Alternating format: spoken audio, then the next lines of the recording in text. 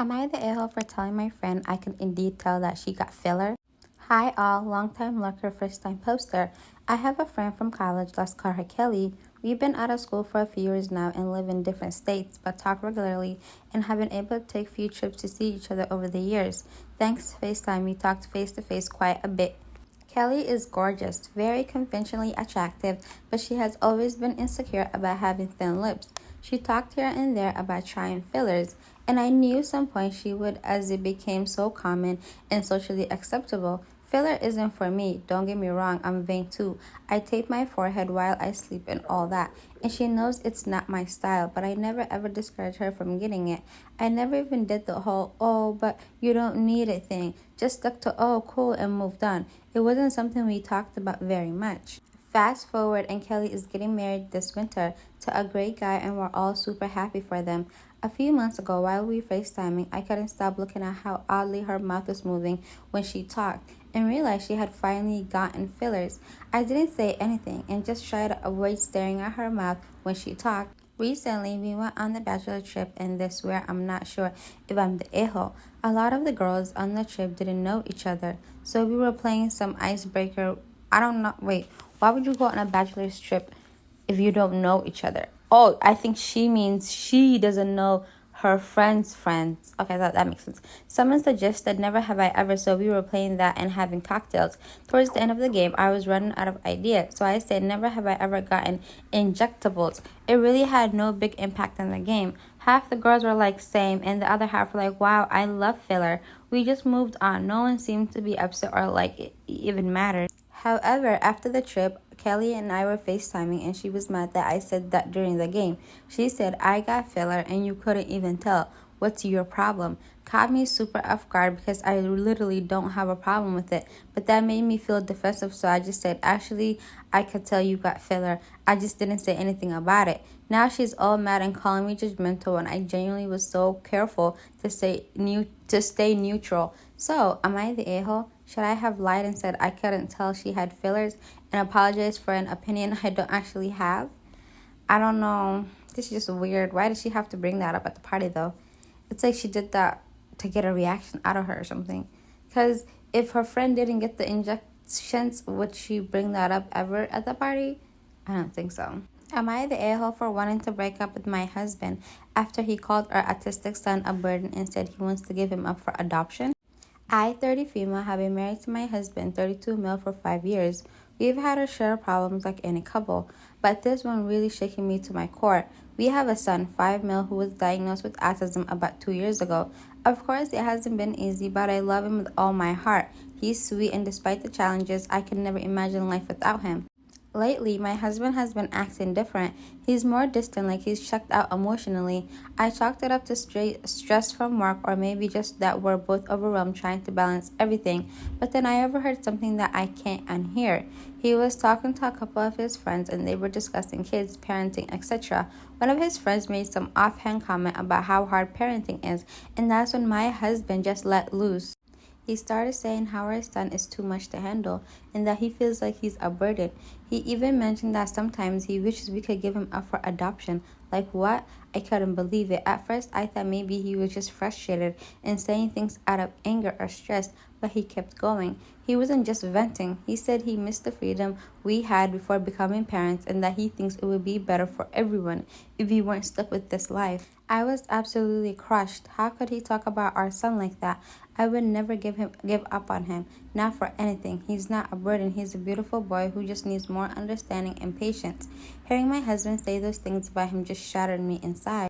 When I confronted him, he brushed it off, saying I was overreacting and that he didn't really mean it, that he was just blowing up steam with his friends. But how can I not take that seriously? He's literally talking about abandoning our son. He didn't apologize. He said he's just overwhelmed and feels like our son's autism is taking our lives and that he doesn't know how much more he can take. But instead of working through it together, he's talking about running away from the problem. Now I'm stuck. I don't know what to do. I feel like I can't stay with someone who sees our child as a burden, but I also feel so torn because we're married, and I thought we would always have each other's backs, especially when it comes to raising our child. But if he's really feeling like this, how can I trust him to be there for our son and me in the long run? I don't want to break up our family, but I also can't stay with someone who could even think about giving up our child. I love my son more than anything, and I will never allow that. So, am I the ill for wanting to leave my husband after this? Should I be trying harder to work this out, or is it too far gone? I feel like once people have kids, they just have to realize this child that you have is going to come out with different health issues, is going to come out with different personalities, it's going to come out with anything. Like, you never know. Once you have a child, this is why it's always a good idea just to pray, like, I hope I have a healthy baby. Because like, when I see people like, oh, I want a son, oh, I want a daughter, things like that never matter. A child's health is always the most important thing. And I feel like he's frustrated because once you have a child, a healthy baby, a lot of your freedom is taken away. But a child that needs a lot more care and a lot more attention, that can be just even more harder than, than usual. So I feel like he just needs to go to therapy.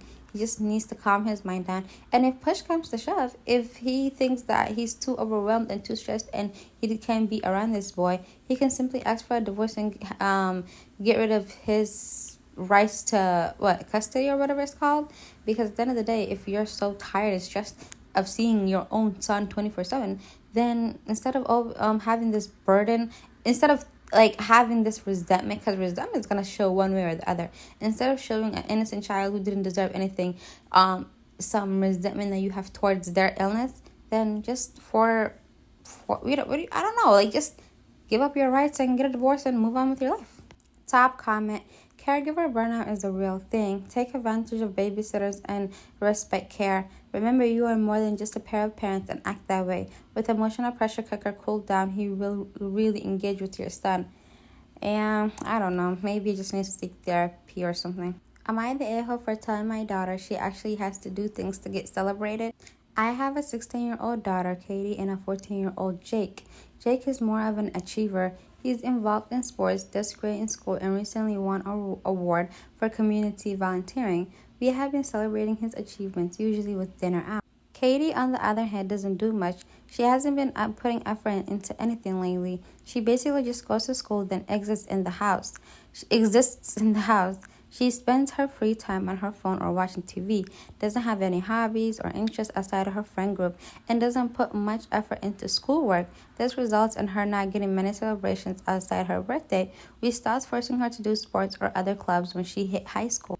Katie came to me and said she feels like it's unfair we celebrate Jake, and I decided to have a conversation with her. I sat her down and explained that we love her just as much, but if she wants to be celebrated like Jake, she needs to put effort into something. I suggested she try finding something she's passionate about or work harder in school, that she should make her own goals to work towards. I thought I was being honest but gentle. Katie did not take it well. She exploded, accusing me of playing favorites and said it was unfair that Jake gets all the attention just because he's always doing things. She even lashed out at Jake, telling him that he was the golden child, and she was tired of hearing about how great he was. Jake was hurt by her outbursts, and now things are awkward between them.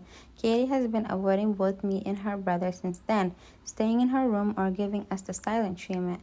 My husband thinks I could have phrased it better, but I believe this was important reality check for her.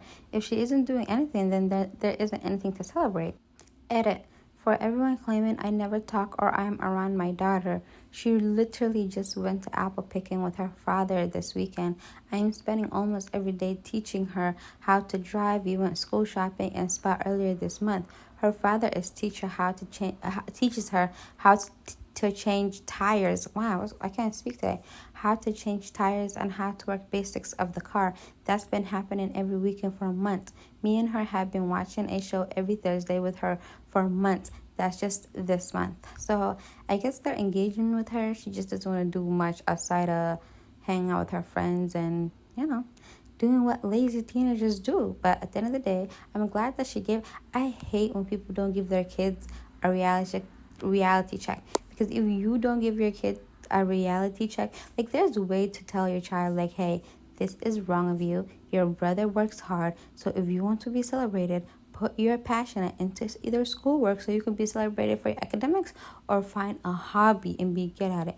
Other than that, why would we celebrate you if you didn't do anything? Your brother is not being celebrated for no reason. He's working hard towards things. He's accomplishing his goals. And when you accomplish your goals, then we will celebrate you. Other than that, we're not just gonna be throwing you no party for no reason. Like, I hate when people coddle their kids and then the kid grows up and now they become entitled adults who don't know how to behave in real life. What is it called? Like, in real life, in reality. Like, they think everything should be about them because their parents made it about them. They think that they should just get any and everything just because their parents gave them everything. Your parents are your parents at the end of the day, but life is hard. When you start working and you're with a bunch of coworkers that have a bunch of different personalities, you're at university, you have kids of your own, you have in-laws, you have friends, you have neighbors. Things are going to be a lot more different than when you were some lazy teenager in her mom's house. So I'm glad. She was really soft. But I hate when people are rude and disrespectful to their kids. They yell at the kids and they make the child insecure. But this mom, OP, really didn't. She just said, we celebrate your child or your brother because he actually puts effort in it. If you put effort into something, then we will celebrate you. Other than that, we're not celebrating just because you're in your room all day, you're playing with your friends, or you're watching TV. But what's there to celebrate? You're just relaxing half the time. But yeah, anyways, bye. Hope you guys liked the video, and make sure to leave your thoughts and opinions in the comment section below. I want to read them, and have a good day.